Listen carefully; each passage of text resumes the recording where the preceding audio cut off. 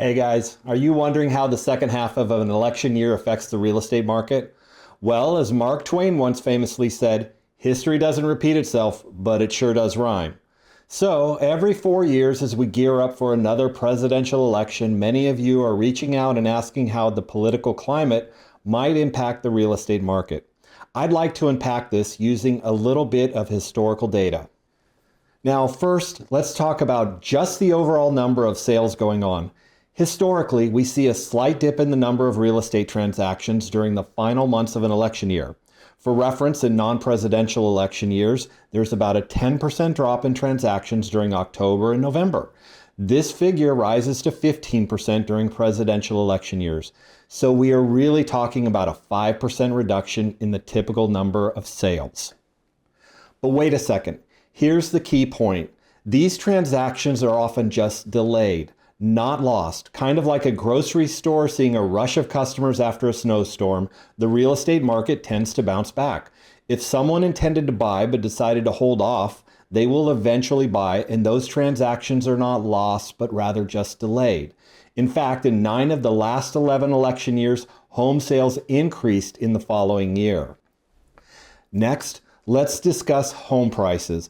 Data shows that in 10 of the last 11 years following an election, home prices have increased.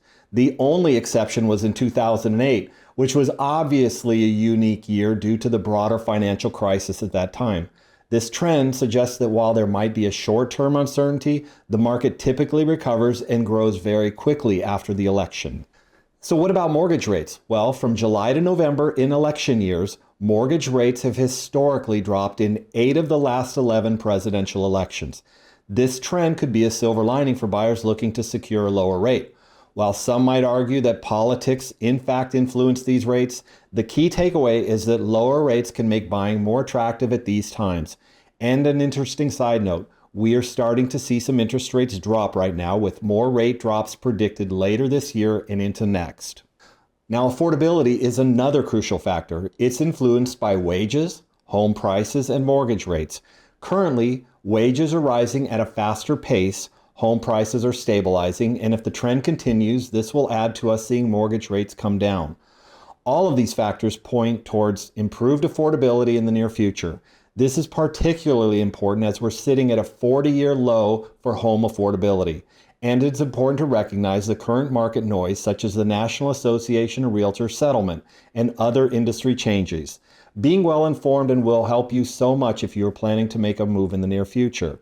I've got another great video which I will link below. So to recap, while election years can cause some short-term uncertainty in the real estate market, the long-term trends often show resilience and growth right after the election. Understanding these patterns can help you make more informed decisions whether you're buying or selling. If you are thinking of making a move, let's get together and discuss the best plan for you and your family. I'm Kip, and I'm here to help you navigate the real estate market with confidence. I hope you like this video. Please let me know if you want me to cover any other topics in a future video, and be sure to check out my other videos for more honest real estate advice. Until next time, have a great summer.